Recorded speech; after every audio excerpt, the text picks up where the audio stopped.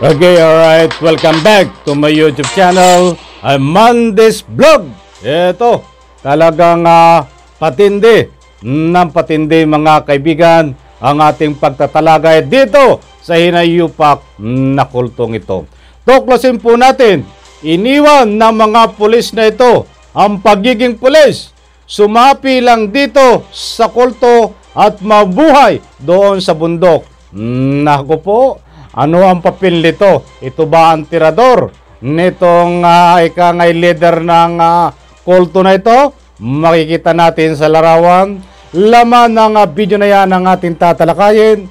At kung bago pa lang po kayo sa aking maliit pa na YouTube channel, inaanyayahan ko po kayo. Please subscribe. Sabay-sabay po nating i-like ang video na ito kung nagustuhan nyo po. Ako po'y muling nakikiusap mga kaibigan. Kung pwede lang ho, patapusin po nating panoorin ang kabuuan ng vlog na ito. At nang sa ganon, lubos po nating maunawaan. Heto na, samahan niyo po ako mga kaibigan.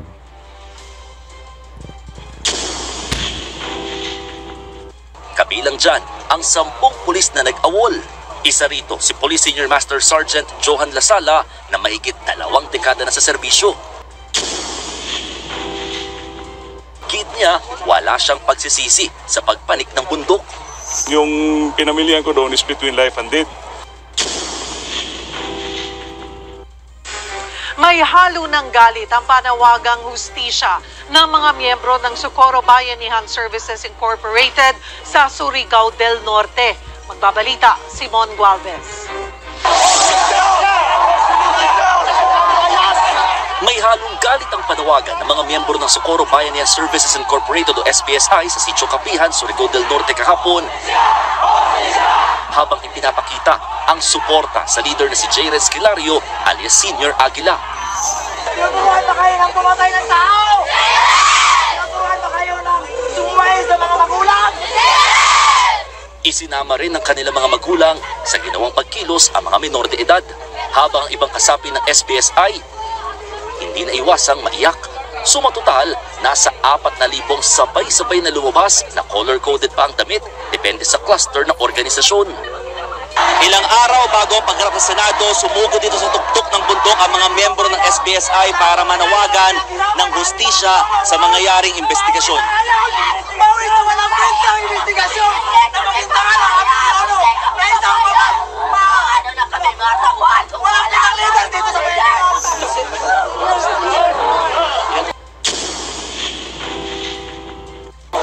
Sa tindi ng emosyon, nahilo at inalta presyon ng leader nitong si Kilario.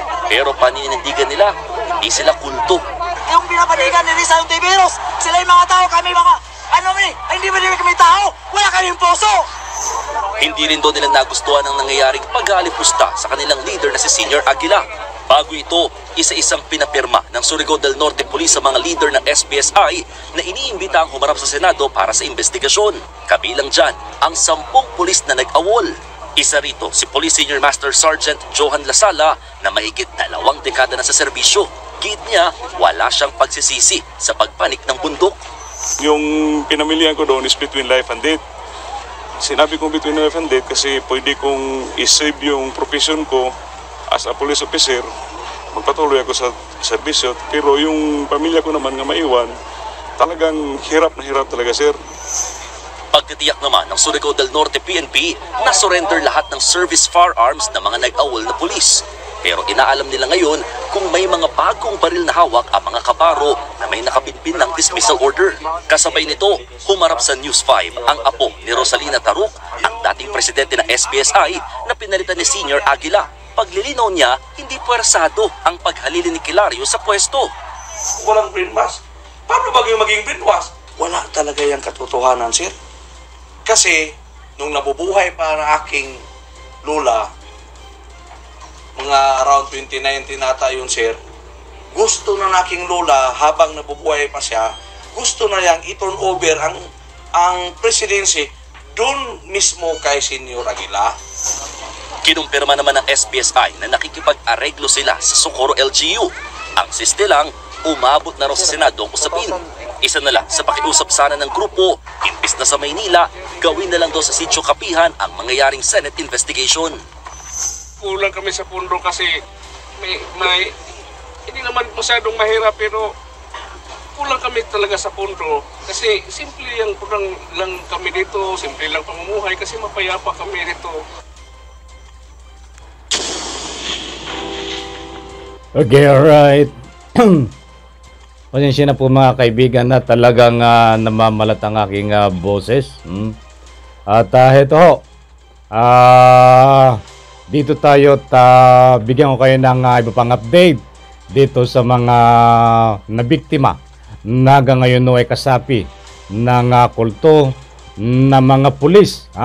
Makikita po natin sa video na yan ay mga pulis na nandiyan in interview, yan o ang nabiktima nitong leader ng kulto na ito. Matindi ito. Talagang kita mo ang karisma. Ilang taon serbisyo itong mga pulis na ito.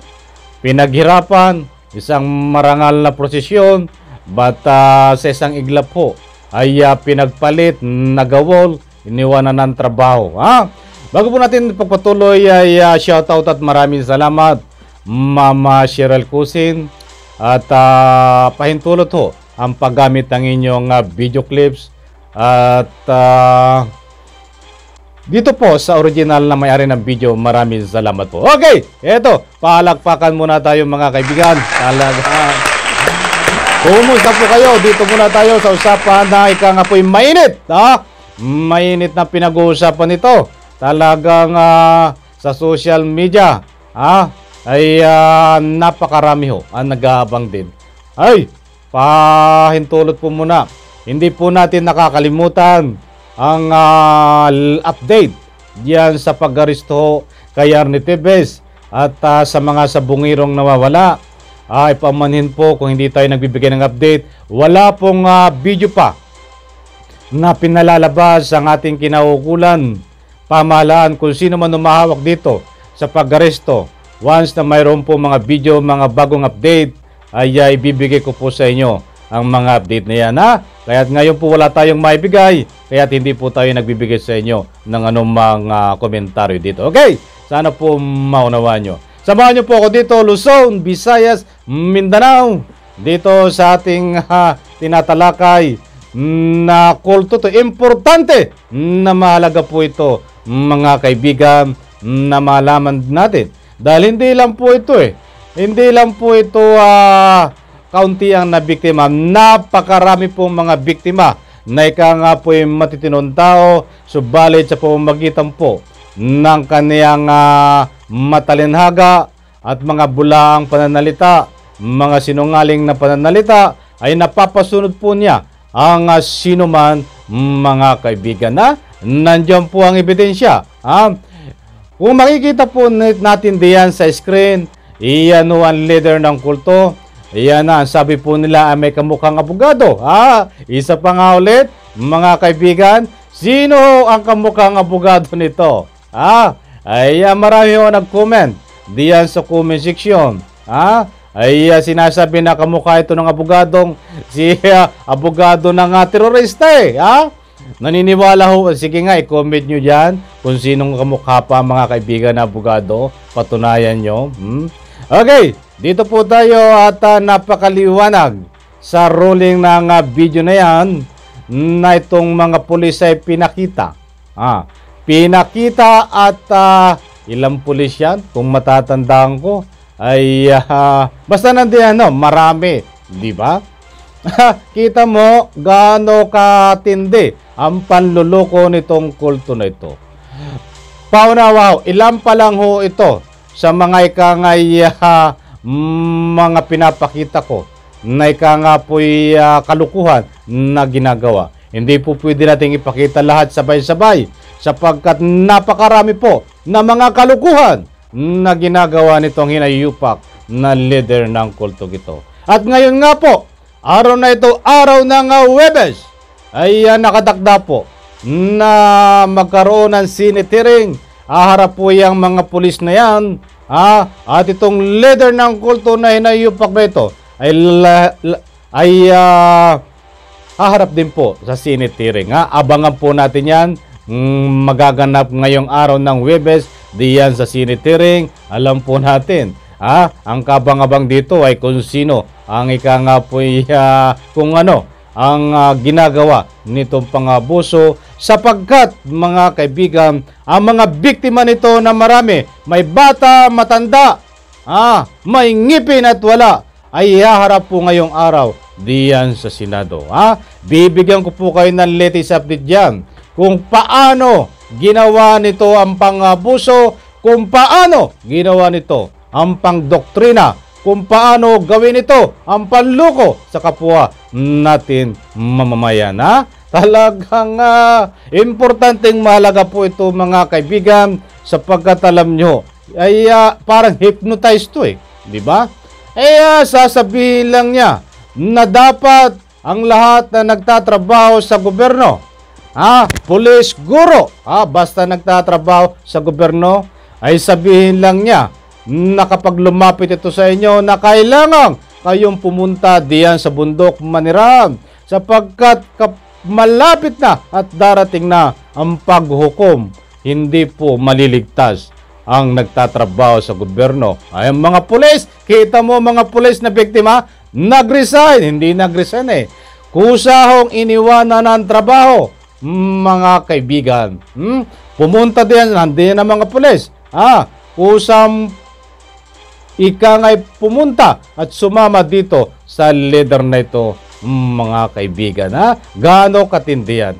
Paunawa lang po yan mga pulis na yan ay pinagtatanggol ho hanggang ngayon itong leader ng kulto. That's why kasama ho sila sa ipapatawag diyan sa Senado. Hindi po yan ngay mga tumakas, hanggang ngayon po ay membro pa rin ng kulto yan. Kita mo? Gaano kalagas? Ay siguro ito ang ginagawa na tirador nitong hinayupak na ito. Dahil may kaalaman ito sa mga taktika, strategy na panlaban. Siguro ay ginagawa itong ngay mga tirador. Diyan sa bundok. Imposibleng wala itong mga armas. Lumang tugtugin yan yung sasabihin nyo na wala kayong armas. Lumang tugtugin na yan. Hindi, pabalik pa lang ho kayo. Ako ay papunta na doon. Diba? Hindi nyo maluloko ang taong bayan, mga kaibigan. Ingat-ingat tayo mga kaibigan dahil maraming galamayo ito na gumagala. Baka ho kayo ay nagtatrabaho sa gobyerno. Baka kayo mga major, colonel, general. Baka pag nakaharap nyo ho itong hinayupak na leader ng kulto na ito, makikita nyo sa screen, baka sabihan lang kayo hindi kayo madiligtas. Kailangan kayong iwanan ng trabaho nyo. Huwag po kayong papayag. Ay wala akong magagawa kasi ang hypnotize at ang pananalita, pag nadoktrinahan ko kayo, kahit mali yan, kahit sino ka man, ay talagang sasama ka ho, mga kaibigan. Ganyan ho ang ginagawa nitong leader ng kulto na ito, mga kaibigan. So, kabang-abang ho ito mga kaibigan, diyan sa Senate hearing. Gaganapin ngayong araw na ito, lalabas dyan ho ang mga biktima. Nako po, kawa-awa ito mga biktimang ito. Ang mga magulang nito ay biktima din, mga kaibigan. Just imagine, mayroon dito mag-asawa na lalabas mamaya sa hearing na sila ho ay pinipilit ang kanilang asawa na ipakasal sa iba. Naku po, talagang matindi At ito pa, ang mga ayuda ng gobyerno na binibigay katulad ng purpose. Mayroon pang bang tawag doon sa mga ayuda ng gobyerno, ay kukunin ang kalahati nitong hinayupak na ito. Kita mo halimbawa ay purpose, bigyan ka ng pera, ikaw ay membro ng purpose. Kukunin itong leader, di ba? Talagang magnanakaw rin pala ito, mga kaibigan. Sapagkat kung hindi ito magnanakaw, ay itong ayuda na binigay dito sa mga membro ng purpose, ay hindi dapat kunin ito. Ano ang karapatan mo na kunin yan? Hindi ka naman membro ng purpose, mga kaibigan. Lalabas din po maya yan diyan sa Senate hearing. Hindi natin alam kung ilang araw po ito gaganapin ang Senate hearing na ito. Talagang matindi. Hindi lang po ito talaga, maraming kaso, padaan lang po. Na hayaan nyo po, tatalakayin natin panibago ito. Ang isasampang kaso dito, ayon sa NBI, ay kidnapping. Doon pa lang tayo sa kidnapping. At marami pang iba, mga kaibigan. Ang kidnapping ho ay Nobel. Nako po, ay darating. Ang isang araw ay nasa kulungan. Diyos mio, mabagin. Yun doon lang po ako dumako sa kidnapping. Sapagkat nag-research ako, ay nagpahayag na po ang ating DOJ Secretary. Ay marami na pong ipapile na kaso dito. DOJ na po mismo ang humahawak dito at bumuo na ng panel para matutukan itong ika nga po panluloko nitong kulto na ito. Katulad nga po ng nabanggit ko, sinabi ng ating DOJ Secretary, maraming kasong ipapile. But ito ang babanggitin ko muna. Nobel kidnapping, mga kaibigan. Nako po, ay paano pa? Pag napatunayan, ika nga po pag itong tinuturo na mga bata na inabuso, kung dito may kaso na ika nga panggagahasa, di ba? Ay Nobel din po yan, mga kaibigan. Nako po, agila na ika nga po mababa ang lipad. Bakit tinawag itong agila, mga kaibigan? Ang agila ay nakakalipad. Paano ito makakalipad, itong hinayupak na ito? Kita mo naman, talaga sagana sa pagkain diyan sa kabundukan na ninakaw buhat doon sa kanilang mga membro. Ganyan, suriin po natin, mga kaibigan. Ang kanyang pangatawan, mataba. Kamukha ng isang abogado din na mataba. Sino yun? Nananaginip ng gising. Kilala nyo na yun, Kita nyo naman, yan ay produkto ng pagnanakaw ng mga pera na ayuda na galing po sa gobyerno na binibigay sa kanilang membro. Subalit kukunin po nito, hinayupak na ito, mga kaibigan. Ganyan po katindihan. Magaling magsalita. Sa pamamagitan ng pagsalita, kaya kang pasunodin. Iyan po ang isang kulto. Maliwanag po, mga kaibigan, hindi po tayo nag-iimbento ng ating sinasabi dahil diyan sa ruling ng video, pangita po. Ilang puliso yan na makikita natin sa Senado mamaya o parang imbestigahan. Sila po ang membro ng kulto. Na leader po ito, hinayupak na ito, makikita natin diyan sa screen. Yan si Tabachinchin. Okay, yan po muna ating latest update. Ang punto de vista po natin dito, mga kaibigan, ito po ay hindi lang po laban natin. Hindi lang po ito laban ng mga biktima. Laban po ito ng taong bayan sapagkat ang gusto po nating ipunto dito, maputulan sungay at maparusahan kung siya ay nagkasala. Dahil kung hindi po ito mapaparusahan, kung makikita nyo po, mahigit 4,000 individual ang kasapi po nito ngayon na siya po ay pinagtatanggol. Kung hindi po ito mapaparusahan, hindi mapuputulan sungay, baka next year po ay madubli pa ang bilang ang biktima na yan nitong mga ito. Disclaimer lang po, wala pong problema sa atin niyang mga ganyan kahit sa gobyerno. Naunawaan ko. But ang problema ho nito, may sarili silang batas na ang kanilang batas ay pangabuso ng kapwa. Lalong-lalo na ang mga bata. Walang ano dito Walang pinaligtas sa kanilang pag-aabuso.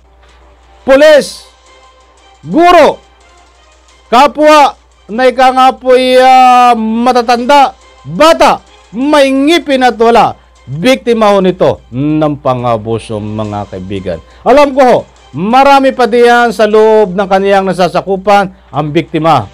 Bata, hindi po sila nakakaroon na ikangay pagsisiwalat sapagkat alam niyo ho, matindi po ito May mga bantay. Siguro nagkakaroon ng takot, mga kaibigan. Kahit wag po tayo magtaka kung isang araw, bukas o another month, may lalabas po ng mga biktima nito na magsisiwalat at ituturo pa din ang pang-abuso nito. Ilan pa lang po ang ikangay haharap mamaya sa Senado upang imbestigahan. Umasa po kayo, madadagdagan at madadagdagan yan. Yan magsisiwalat na yan, mga kaibigan. Okay, alright. Sana po mga kaibigan ay nakuha nyo ang gusto kong ipunto dito.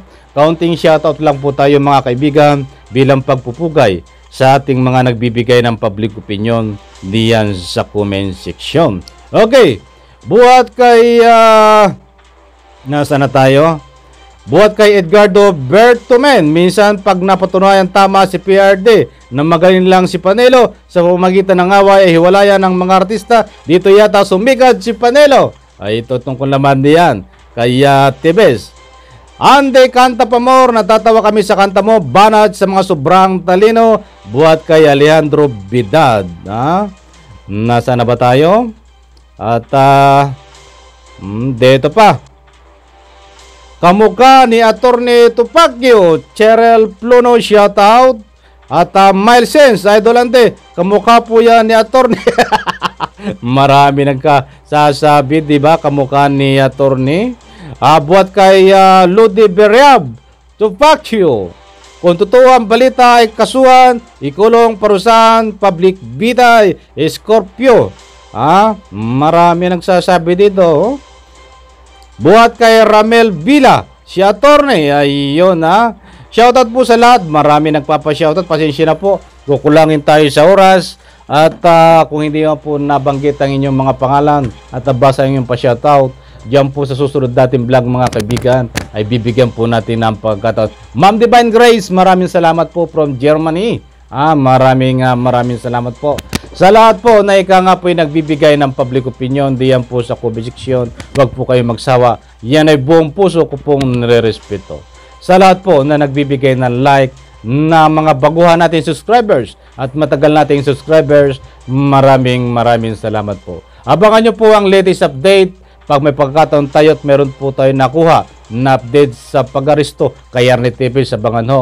Sa mga nawawalan sa bungero, abangan nyo po mga kaibigan kung mga latest update diyan. At dito sa ating tinatalakay ngayon na leader ng kulto, mamaya po ang sinitiring, magbibigay po ako sa inyo ng latest update dito. At alam ko, dudurugin ito sa Senado sa pamamagitan po ng mga tanong. At posible kung ito ay pag nagsinungaling sa kanyang mga sasabihin sa Senado, ay ikukulong diyan sa Senado. Iyan po ang regulation diyan po sa pag-iimbestiga sa Senate hearing mga kaibigan.